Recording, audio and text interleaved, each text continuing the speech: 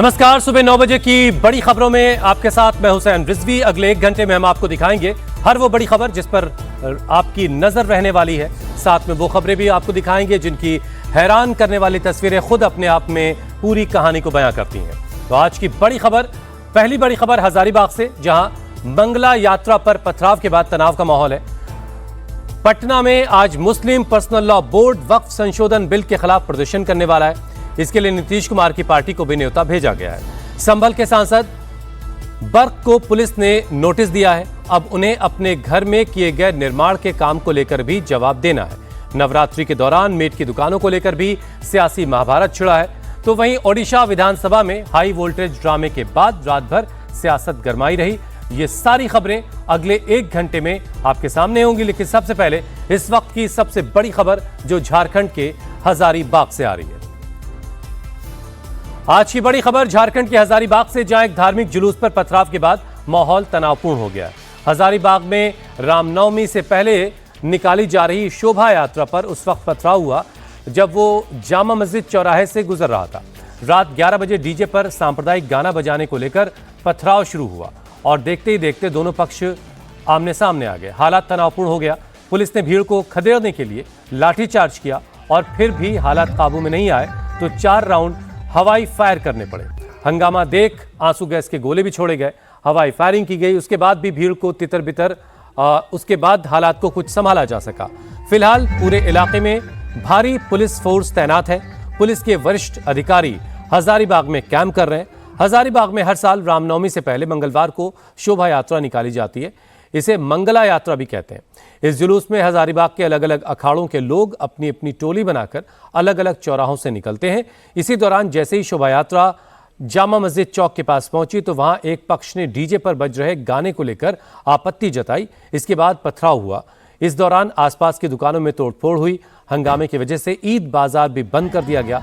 हालात पर नियंत्रण बनाए रखने के लिए दूसरे अखाड़ों को झंडा चौक के पास ही रोक दिया गया।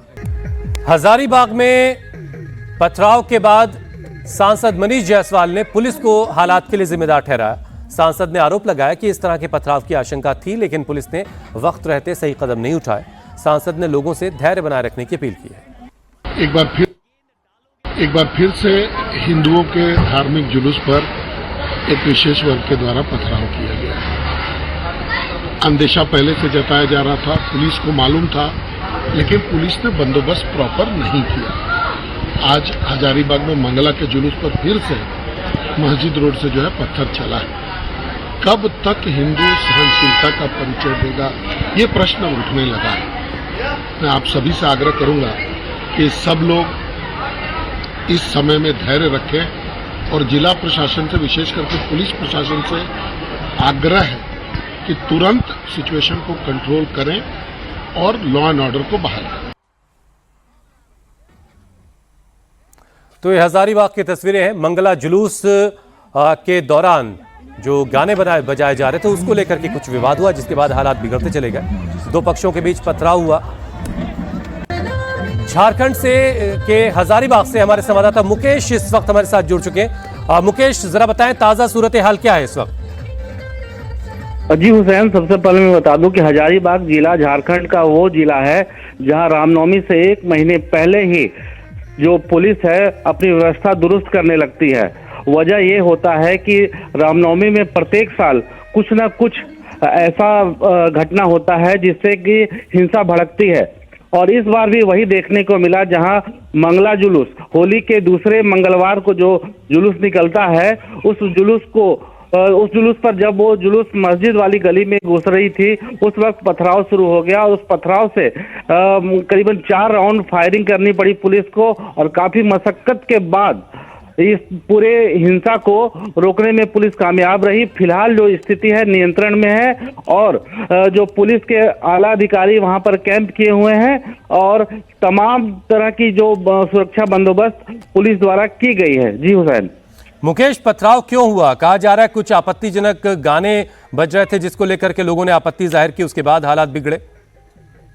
देखिए, हजारीबाग जिला में 2 ही कारण होता है जिसके कारण वहां हिंसा भड़कती है। पहला तो झंडा होता है, दूसरा गाना।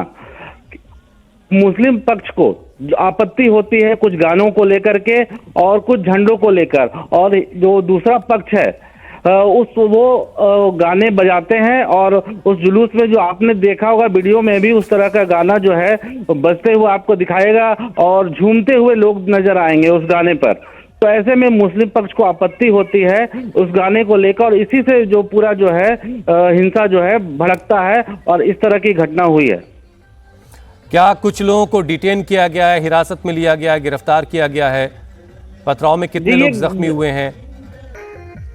जी, ये घटना कल शाम जब मंगला जुलूस निकलता है उस वक्त की है और पुलिस के मुताबिक कुछ लोगों को डिटेन किया गया है और जांच चल रही है कि आखिर ये शुरुआत कैसे हुई, इस घटना को कहां से ये जन्म लिया और पुलिस लगातार इस पर सर्च कर रही है कि आखिर ये मामला उठा कहां से। और इसको लेकर के लगातार पुलिस के आला अधिकारी जो है अपने जूनियर अधिकारी से बातचीत कर रहे हैं और फिलहाल जो जानकारी है पुलिस के मुताबिक कुछ लोगों को डिटेन किया गया है और जांच चल रही है। शुक्रिया मुकेश।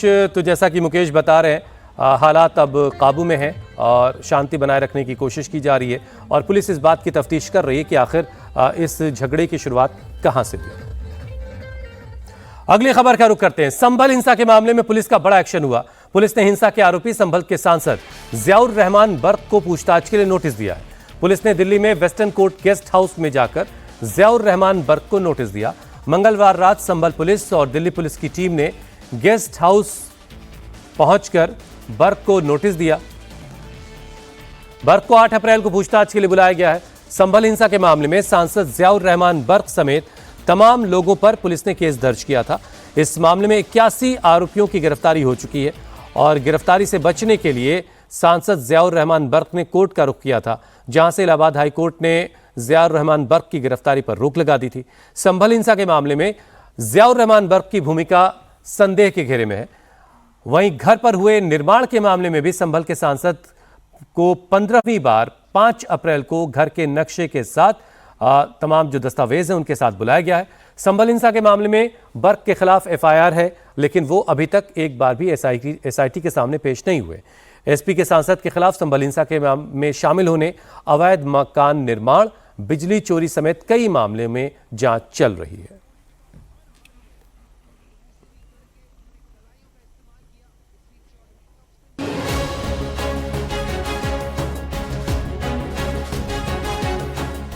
संभल हिंसा के मामले में सांसद जियाउर रहमान बर्क के ऊपर पुलिस का शिकंजा कसता जा रहा है। जांच में शामिल होने से अब तक बच रहे जियाउर रहमान अब 8 अप्रैल को SIT के सामने पेश होंगे और जांच में शामिल होंगे। देखिए, जो नोटिस दिया गया है सेक्शन 35(3) के तहत वो रिसीव कर लिया है और माननीय हाई कोर्ट के आदेश अनुसार जो विवेचना की है उसमें पुलिस ने सहयोग के लिए कहा। तो मैंने, जाहिर सी बात है, मैं इस देश का नागरिक हूँ, सांसद भी हूँ, तो मैंने उनको ये विश्वास दिलाया जो भी जांच में सहयोग की जरूरत पड़ेगी मैं पूरा सहयोग करूंगा और जो था मैंने उनको नोटिस को रिसीव कर लिया है। मंगलवार रात संभल पुलिस और दिल्ली पुलिस की एक team western court guest house के कमरा नंबर 39 में पहुंची। बर्क संसद सत्र के दौरान यहीं रह रहे हैं। SIT की टीम ने जियाउर रहमान बर्क को यही नोटिस थमाया। पुलिस संभल हिंसा को लेकर बर्क से पूछताछ करना चाहती है। इसी को लेकर सेक्शन 41 के तहत उन्हें ये नोटिस दिया गया है। संभल में हिंसा भड़काने को लेकर सदर जफर अली की गिरफ्तारी हो चुकी है। पुलिस को बर्क की भूमिका को लेकर भी शक है। 24 नवंबर को हुए दंगों में बर्क नामजद आरोपी हैं। पुलिस को शक है कि SP सांसद की दंगे में भूमिका हो सकती है। इसको लेकर ही पुलिस उनसे पूछताछ करना चाहती है। संभल हिंसा मामले में इलाहाबाद हाईकोर्ट ने सांसद जियाउर रहमान बर्क की गिरफ्तारी पर रोक लगा रखी है। हालांकि सांसद के खिलाफ दर्ज FIR अभी तक रद्द नहीं हुई है। यही वजह है कि सांसद पर अब SIT का शिकंजा कसता जा रहा है। इससे पहले मंगलवार को दिन में SIT की टीम नोटिस लेकर बर्क के संभल वाले घर पर भी पहुंची थी, लेकिन यहां परिवार को कोई शख्स नहीं मिला, जिसके बाद टीम को वहां से बैरंग लौटना पड़ा। संभल दंगे में नाम आने के बाद से ही जियाउर रहमान बर्क ने संभल से दूरी बना ली है। वो लगातार दिल्ली में रह रहे हैं। उनके परिवार वालों का कहना है कि उनकी मां की तबीयत खराब है, इसलिए वो दिल्ली में हैं। नोटिस लेकर आए थे उनके इसका मकान का और इसका भड़काऊ भाषण दिया था कि उन्होंने ये क्या है, उसका नोटिस था। तो हमने ये क्या वो है ही नहीं, दिल्ली है। कल तो गए ही, कल यही थे। तो नोटिस दिया आप लोगों को? नहीं। ना ना चलेगा उनसे ही। फैमिली है नहीं ना, किसे देते वो तो नहीं दिया जाएगा ना। अब वो दिल्ली में उनकी वालिदा की तबीयत बहुत खराब है। दूसरी तरफ घर में हुए निर्माण को लेकर जियाउर रहमान बर्क को अब तक 3 नोटिस दिए जा चुके हैं। साथ ही 5 दिसंबर से लेकर अभी तक 14 बार दस्तावेज जमा कराने के लिए बुलाया गया है। अब 5 अप्रैल को उन्हें 15वीं बार बुलाया गया है ताकि वो समय रहते हुए घर का नक्शा और बाकी डिटेल जमा करवा सकें, लेकिन अभी तक बर्क की तरफ से कोई जवाब नहीं आया। बर्क ने घर में जो निर्माण कराया वो 1.5 से 2 साल पुराना है। बताया जा रहा है कि नया निर्माण बिना नक्शा पास कराए किया गया है। ये जियाउर रहमान बर्क का वो घर का स्ट्रक्चर है जिसके ऊपर इस समय एसडीएम और साथ में जो स्टेट एडमिनिस्ट्रेशन है उन्होंने 3 बार नोटिस दिया ताकि इसका वो डिटेल डॉक्यूमेंट दे सके, मानचित्र यानी मैप दे सके, क्योंकि ये रेगुलेटरी एरिया के अंदर है। यानी अगर कोई भी स्ट्रक्चर तैयार होगा तो उसका पूरा का पूरा मैप सबसे पहले जमा करवाना पड़ता है। जो ये मेन एरिया है, इस एरिया के साथ जो कि करीबन 1 से 2 साल के भीतर बना है, तैयार हुआ है, इसके साथ जो दूसरा ये एरिया है इससे तैयार किया गया। फिर उसके साथ साथ ये जो कहा गया कि जो नगर पालिका में जो मैप जमा करना था वो ये पूरा जो एरिया है वो न्यूली कंस्ट्रक्टेड है, इसकी कोई भी जानकारी या डिटेल नहीं दी गई है। और उसके साथ साथ जो इसके ठीक बाहर की तरफ जो ये नाली है वो, और साथ में जो अलग एरिया है जहाँ पर आने जाने के लिए रास्ता या पैसेज दिया जाता है, या फिर उसके बाद आप इसे कह लीजिए कि दोनों तरफ जो पैसेज होता है उस पैसेज को यहाँ पे अनियमित तौर पे छोड़ा गया। इसीलिए 14 बार समय दिया गया, 15वीं बार फिर से समय दिया गया ताकि वो डॉक्यूमेंट्स जमा कर सकें, और डॉक्यूमेंट जमा करने के बाद ये तय होगा कि ये कंस्ट्रक्शन को डिमोलिश किया जाएगा या नहीं। इसी वजह से स्टेट एडमिनिस्ट्रेशन, नगर पालिका, एसडीएम ने ये कहा है कि जल्द से जल्द इसका मैप और डॉक्यूमेंट जमा करवाया जाए। संभल हिंसा मामले में पुलिस अब तक 81 लोगों को गिरफ्तार कर चुकी है। जांच का दायरा और बढ़ाया जा रहा है। अगर जांच के दौरान पुलिस को दंगे में बर्क की भूमिका के सबूत मिलते हैं तो उनकी मुश्किलें बढ़ना तय है। वहीं नगर पालिका की टीम बर्क के घर और बाहर की नपाई कर चुकी है। रेगुलेशन ऑफ बिल्डिंग एक्ट के मुताबिक अगर जल्द ही जियाउर रहमान बर्क की तरफ से दस्तावेज जमा नहीं किए गए तो फिर घर पर भी एक्शन हो सकता है। केंद्र सरकार संसद में वक्फ संशोधन बिल पेश करने की तैयारी लगभग पूरी कर चुकी है। इसे सदन के पटल पर रखने से पहले आज सभी सांसदों की बैठक बुलाई गई है। ये बैठक संसद भवन में सुबह 10:30 बजे तक चलेगी। इस बैठक में वक्फ संशोधन के मुद्दे पर विस्तार से डिटेल में बातचीत होगी। मुस्लिम पर्सनल लॉ बोर्ड ने आज ही पटना में बिहार विधानसभा के सामने बड़े पैमाने पर धरने प्रदर्शन का ऐलान किया है। इस प्रदर्शन के लिए नीतीश कुमार की पार्टी, जेडीयू और चंद्रबाबू नायडू की पार्टी को भी न्योता भेजा गया है।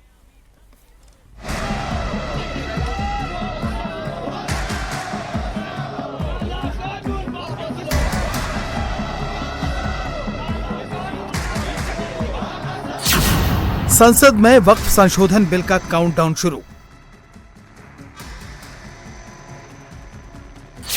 वक्फ संशोधन बिल के खिलाफ पटना में हल्ला बोल। सरकार की तैयारियों को देखकर कहा जा रहा है कि वक्फ संशोधन विधेयक को किसी भी वक्त संसद में पेश किया जा सकता है। सरकार ने इसके लिए तैयारियां पूरी कर ली हैं। सरकार ने आज सभी सांसदों की बैठक बुलाई है। संसद भवन के कमरा नंबर 5 में ये बैठक सुबह 9:30 बजे से 10:30 बजे तक होगी। इस बैठक में सभी सांसदों को वक्फ विधेयक पर जानकारी दी जाएगी। ये सरकार वक्त में अगर संशोधन कर रही है तो बेहतरी के लिए कर रही है। कोई धार्मिक आजादी नहीं छीनी जा रही है। वक्फ बोर्ड में कोई संशोधन, वक्फ बोर्ड एक स्टैट्यूटरी बॉडी है, रिलीजियस बॉडी नहीं है। तो ये कहना देश को गुमराह करना ओवैसी के द्वारा। अगर वो अमेंडेड बिल आएगा सदन में, वो बेहतरी के लिए होगा।